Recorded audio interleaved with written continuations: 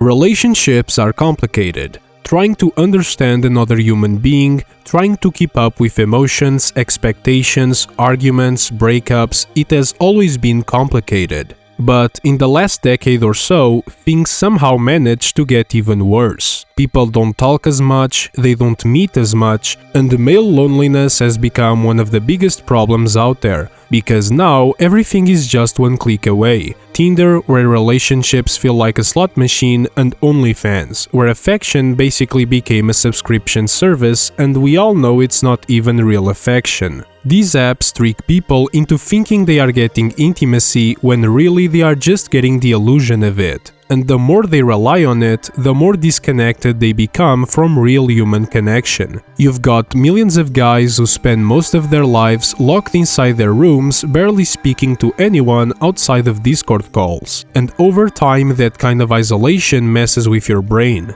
When you don't have real relationships, when you don't have support, when you don't have anyone to actually rely on, you start looking for comfort in other places. For some it's a hobby, for others it's video games, and surprisingly, for a lot of people it's fictional characters. And that's because fictional characters don't judge you. They don't abandon you, they don't argue with you. They are perfect. They exist exactly how you want them to. And when you take someone who's already lonely, mentally struggling, and disconnected from reality and combine that with a deep obsession over a character, that person can convince themselves that this character, something that isn't physical or even real, somehow loves them back. That's when things go from kinda sad to unhealthy, and sometimes it crosses into something straight up disgusting. This reality is what makes the name Gene 1515 stand out. A man who didn't just fall in love with a fictional character, but ended up marrying a Twilight Sparkle plushie and doing a lot more than that.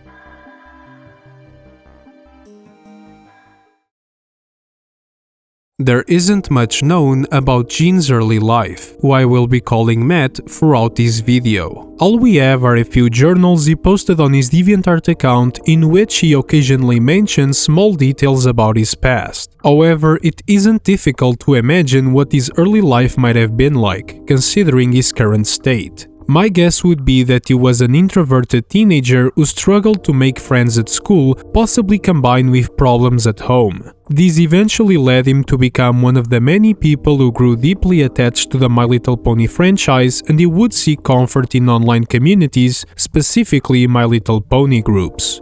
Regarding his family, there is absolutely no information online. Not because Matt is careful about what he shares, in fact he is not careful at all, as we will see later, but likely because his relationship with his family became distant. We don't know this for sure, but according to Matt, he spends most of his time either with his wife Twilight or with friends. He even usually spends holidays like Christmas with friends instead of family. In one of his many posts during a Q&A where he answers the question about the most memorable events in his life, he recalls a bad memory in which he almost died of pneumonia, an illness affecting the lungs that makes it hard to breathe. He says that while he was waiting for the ambulance, all he could think about were the regrets he had regarding the quote-unquote stupid things he had done and all the things he wished he had done differently.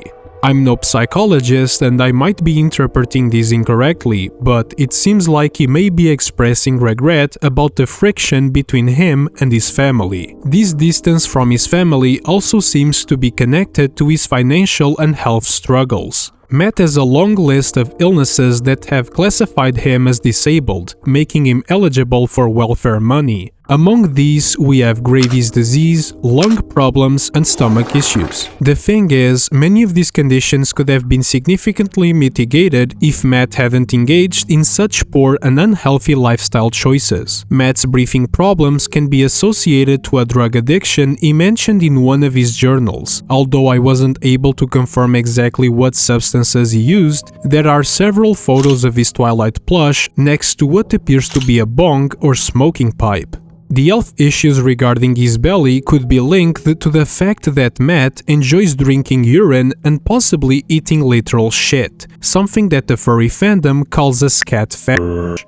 Having this in consideration, it's no surprise that Matt's parents didn't want to support a son who spends all day gooning with a My Little Pony plushie, playing with his own shit, and blowing all his money on drugs. So Matt was forced to latch onto a friend's house in his mid to late 20s, likely after being kicked out of his parents' house. Again, I don't really know for sure if his parents kicked him out of the house. Matt just mentions in one of his journals that since around 2012, which would make him about 27 years old, he was staying in a spare bedroom in his friend's apartment. In that same post, Matt also mentions that his financial situation isn't exactly the best. In fact, he was completely broke and his only source of income, besides his welfare money, was his student loans and grants. Now, even though student loans definitely aren't enough for someone to pay rent, food and medication, considering Matt was living rent-free in his friend's apartment, I find it very hard to believe that all of Matt's money went to food and meds and still wasn't enough. That is because Matt is terrible at managing money, and he spends all of his monthly income on the most stupid and unnecessary shit you can imagine, like the centipede arcade machine that he commissioned to be specifically the size of his Twilight plushie, or all the Twilight Sparkle merch he bought for his wife, or the enormous collection of toys he bought so he and his wife Twilight Sparkle could have some special time when they were alone. Honestly, I don't know about you, but I feel like this Twilight Sparkle plushie is just using poor Matt to buy her stuff. What a gold digger. Obviously, all of this shit Matt buys and labels as being for his plushie wife is just stuff he wants for himself. He has a huge collection of retro consoles, retro video games, and My Little Pony merch, all of which seem to be really expensive, stuff that someone who supposedly struggles financially every month absolutely should not have. A big portion of Matt's money would also go toward plushies, but not to cuddle with at night, but to fulfill his disgusting fantasies. In a now-deleted journal from 2018, he explains the origins of his bizarre romantic attraction to stuffed animals. I'm not going into full detail because some of the things he wrote about are generally sick, but basically his obsession with plushies started way back in 1998 when he was around and stumbled onto a furry website where people shared pictures of themselves having intimate moments with stuffed animals. On this website, young Matt discovered what a strategically placed hole is. And for those confused just like I was, a strategically placed hole is a hole someone cuts into a plushie to fulfill their needs easier. This discovery triggered a long-term obsession for Matt, so much so that according to his own journal, he still owns a German Shepherd plush he got at 13, and he admits he still uses it every now and then, if you know what I mean. I just hope he washes that thing regularly, because at this point that plushie is probably emitting more radiation than the entire Chernobyl exclusion zone, and the same can be said about his wife. Matt's obsession and fantasy is one thing that most people would try to hide from the public eye. However, Matt does the quite opposite. He very much makes sure to let everyone know that he is dating a Twilight Sparkle plushie. And I'm not just talking about him posting stuff together online, as Matt would go in public places with his wife quite often, like museums, restaurants, and even his college. He would also go out with some of his Brony friends who also dated My Little Pony plushies. And of course, they would bring their plushie wives out in the public just like Matt. There is even one instance where Matt went to celebrate Twilight's birthday at a public restaurant, and I can only imagine how confused the staff must have been seeing 3 grown men sitting at the table singing happy birthday to a My Little Pony toy.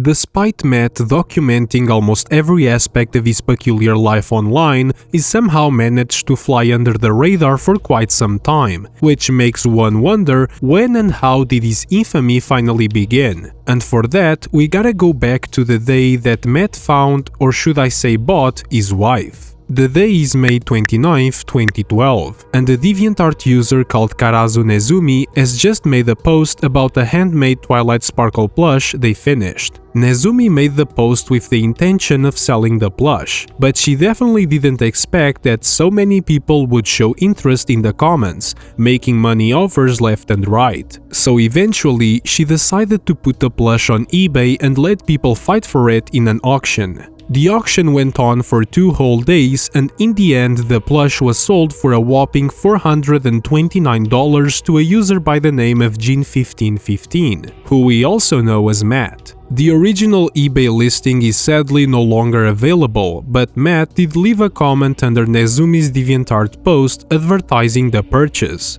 Best Twilight plush ever. It took every penny I had and some I had to borrow, but she's mine and I will be sure to give her a good home, and post excessive pictures of her doing various fun activities once she arrives lol, to which Nezumi innocently replied, completely unaware that the plush was about to go through hell and worse in the filthy hands of Matt. After the plush finally arrived at Matt's home, he kept his promise and started posting countless pictures of the two of them together. One of the websites where he posted the most was a forum called Red Light Ponyville, a My Little Pony site used for adult roleplay. As you can guess from the description of the forum alone, the things Matt posted there were nowhere near family friendly. Although he did also post some, I guess you could call them normal pictures where he was just doing random activities with his plushie wife, he also made plenty of posts about his personal life as someone who claimed to be married to the quote-unquote real Twilight Sparkle.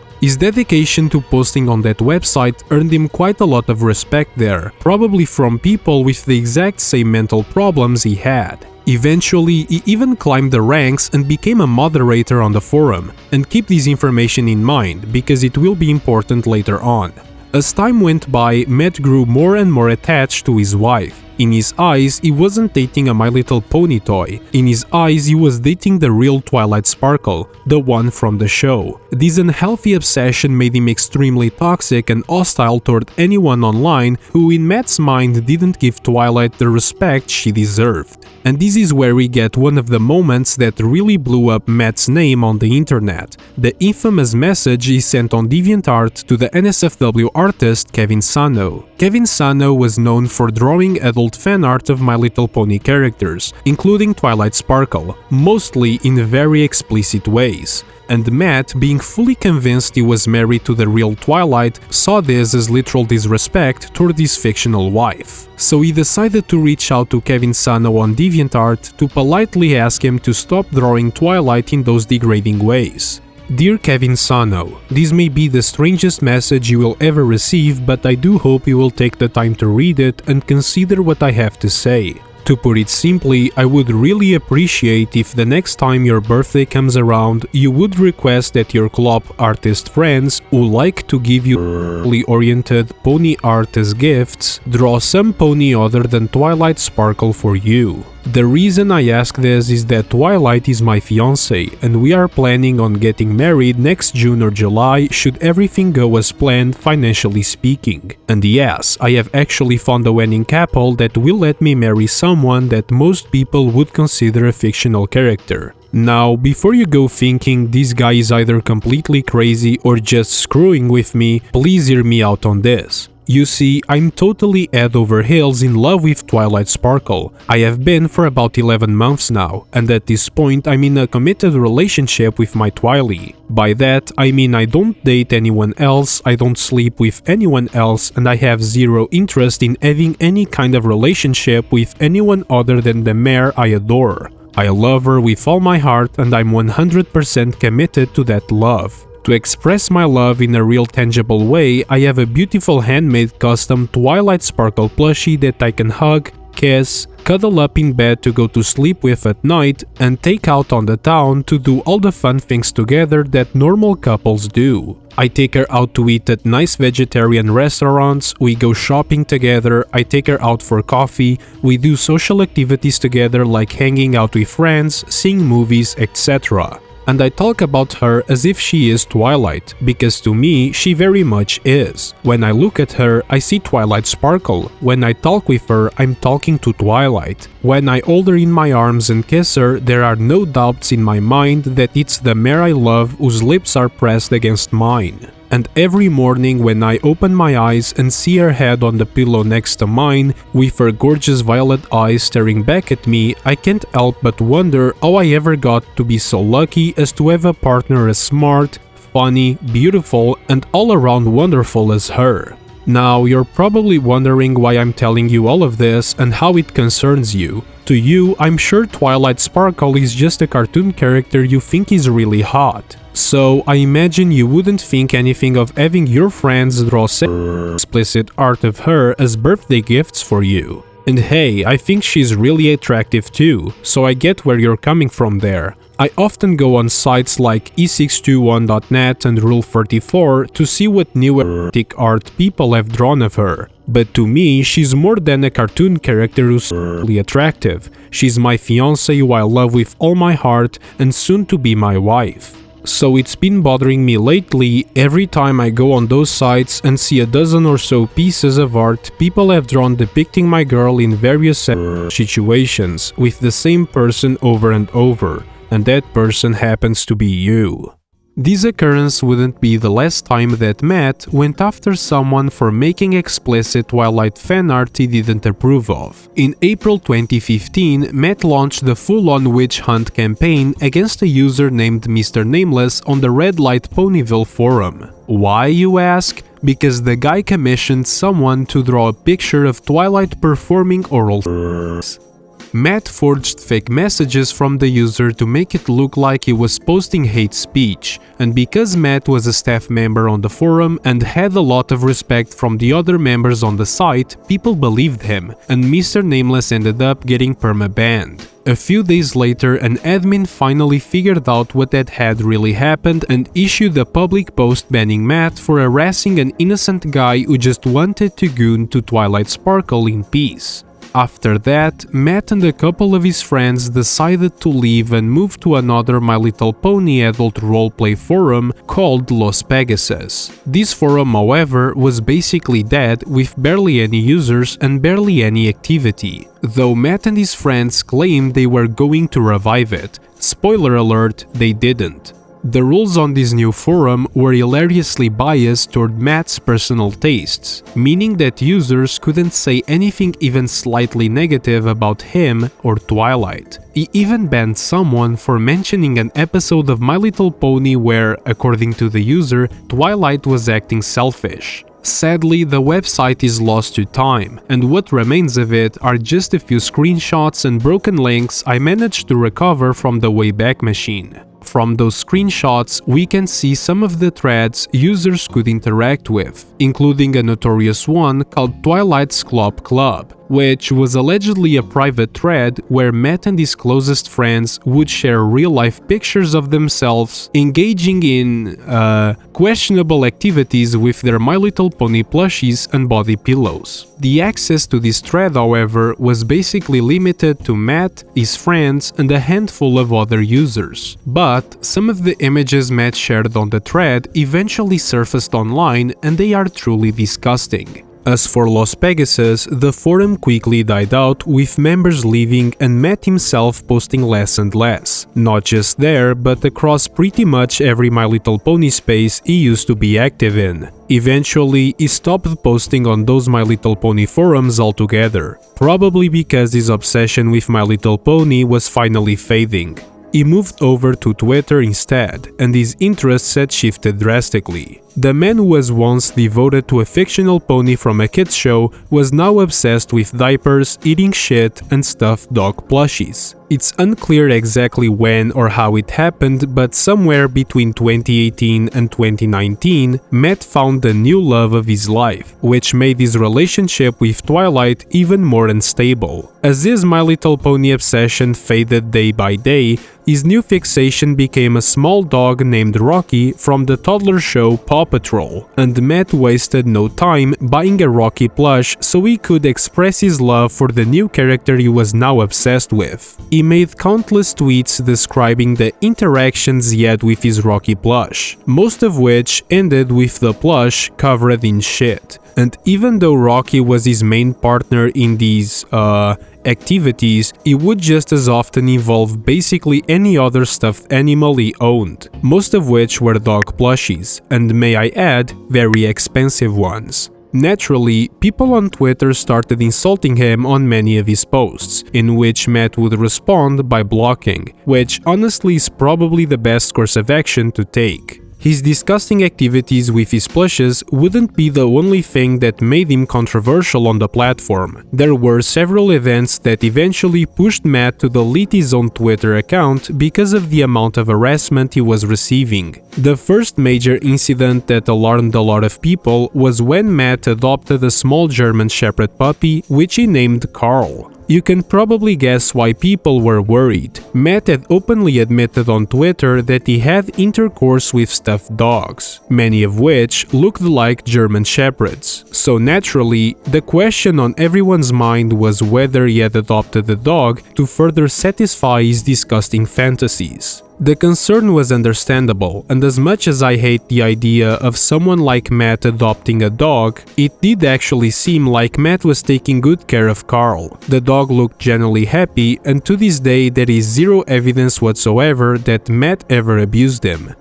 The next major thing that put Matt on the radar of angry Twitter users were some posts he made about George Floyd's death back in 2020. And honestly, this time I do think the harassment he got was pretty unfair. The tweets Matt made shouldn't be controversial at all. He mentioned that some people were looting stores during the riots, which is actually true, and he said that not all cops are bad people, also true. But here's the thing, if your entire Twitter account is all about you shitting and pissing in diapers, why are you suddenly out here giving political opinions? The people who agree with you will be way too embarrassed to publicly take the side of the furry diaper lover, and the people who don't agree with you will have zero hesitation in going after you for all the humiliating stuff you have already posted. The third and final thing that really pushed Matt into deleting his Twitter account was a leaked WhatsApp conversation he had with another furry user. That same person he was talking to ended up leaking the messages, and they revealed one of Matt's biggest secrets. In these messages, Matt admits that he finds the uniforms worn by German generals in World War II sexy. Basically, he had a fetish for people wearing Nazi uniforms. Now, yeah, it's a bizarre thing to be into, but as long as you're not supporting the ideology behind it, it's not inherently harmful. But the problem is, Matt did not choose the best words to explain himself in those messages, like, at all. You are now the second person today to tell me that finding uniform sexy is a slippery slope, and it just pisses me off. Like, just cause I find a particular article of clothing to be attractive, people think I'm gonna join some alt-right white nationalist group and start voting Republican? That is just ridiculous. Maybe it's still some of that teenage angst hanging on after all these years. The more someone tells me I'm not allowed to do something, the more inclined I am to do it. Which is stupid, but I think that's how my brain works when put under social pressure. If everyone tells me to go left, I'm usually gonna go right just out of spite. So you jumped off the bridge because none of your friends did? Not to that extreme, but when everyone around me is supporting Black Lives Matter, it does kinda make me wanna go blow a nut. XD. Once the screenshot spread, Matt tried to do some damage control, but there wasn't much he could say to fix the situation, and Matt's time to log off Twitter finally came.